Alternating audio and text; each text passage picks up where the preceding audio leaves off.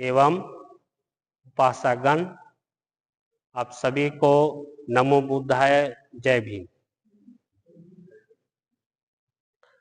जैसे कि आप लोग जानते हैं कि आप सभी पाली इंस्टीट्यूट भली भांति जानकारी होगी कि सम्राट अशोक, चक्रवर्ती अशोक सम्राट कौन थे। तो ये शायद बताने की आवश्यकता नहीं है, फिर भी मैं कुछ दो शब्द उनके बारे में और उनका जो यथा प्रयास जो बुद्ध धर्म के लिए किए, बहुत ही सराहनीय है। ये सिर्फ भारत में ही नहीं बल्कि पूरी विश्व में। तो यदि हम उनके जीवनी पर प्रकाश डालते हैं तो वे शुरुआत में बहुत ही उनका जो अपीयरेंस या उनका जो स्वभाव इतना नॉर्मल कोमल नहीं था। उनको अगर शुरुआत में देखा जाए, उन्हें चंड शोक के नाम से जाना जाता। चंड मतलब फियर्स, मेत्ता, करुणा, मुदिता, उपेक्षा का कोई उनका डिक्शनरी शब्दकोश में ये शब्द नहीं था। तो बाद में चंड शोक से धम्म शोक उनको नाम दिया गया। तो आप यहीं से आप सोच सकते हैं उनका धम्म, उनका जिंदगी में धम्म इतना असर किया, इतना असर किया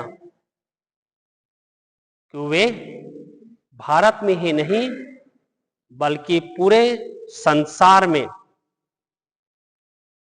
धम्म शोक से न जाना गया करके।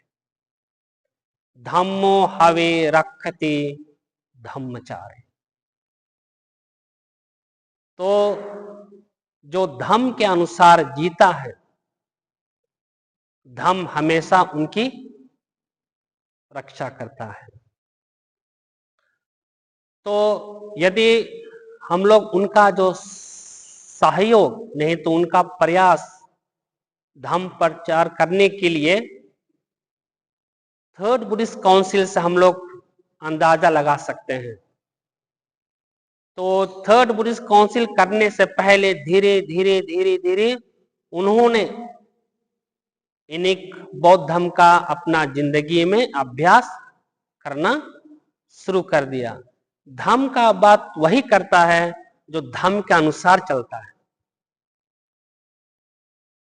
सच्चा में, और उनका जो इनपुट और आउटपुट वो दिखती है कि हाँ वो धर्म का कितना अनुसरण करता है और धर्म के अनुसार कितना वो चलता है, वो हम लोग को दिखता है।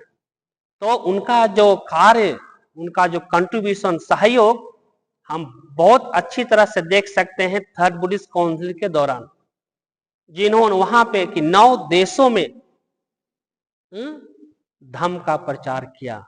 और सबसे ज्यादा देखा जाए तो जो हम श्रीलंका का अभी हम लोग इतिहास पढ़ते हैं तो वहां समझिए कि जो उनका बेटा जो है महिंद थेर, अरहंत महिंद, अभी श्रीलंका में अरहंत महिंद जो है सेकंड बुद्धा के नाम से जाना जाता है। शायद आप लोग सुने होंगे, सुने, मैं नहीं जानता हूं। वहां पे वहां के जो लोग हैं जो महिंद थेरे को सेकंड बुद्धा के रूप में मानते हैं। तो हम लोग को देश में कितने बुद्ध होंगे? जैसे सारीपुत्र हो गया, मोगलान, महाकाश्यप, कितना अरंत हुए हैं बुद्ध के समय में, बुद्ध की बाद में भी। तो हम लोग को देश में कितना अरंत है करके। तो इन्हीं श्रीलंका में जब वहां बुद्ध शासन, जब यहां से थर्ड बुद्धिस्ट काउंसिल के दौर के बाद खुद ये अशोक सम्राट, चक्रवर्ती सम्राट अशोक ने अपने बेटे को स्पेशली करके श्रीलंका में भेजा। उसमें दूसरा कंट्री भी था, पर क्योंकि जब अशोक सम्राट यहाँ राज कर रहे थे उस समय वहां के राजा देवानंपियतिस थे। तो देवानंपियतिस और अशोक सम्राट का बीच में बहुत अच्छा संबंध था, डिप्लोमेटिक रिलेशनशिप था। इन्हीं थर्ड बुद्धिस्ट काउंसिल से पहले ही की बात है।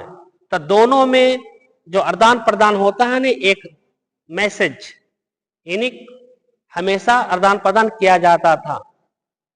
तो उन्होंने एक देवानंपियतिस को पत्र लिखा था। पत्र में लिखा कि मैं बुद्ध की शरण में, धम्म की शरण में, संघ की शरण में चला गया हूं, आप भी बुद्ध धम्म संघ की शरण में जाइए।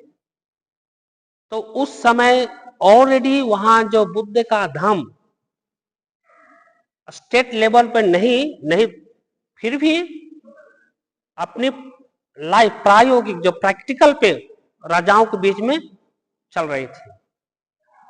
इसके बाद में जब थर्ड बुद्धिस्ट काउंसिल खत्म होने के बाद में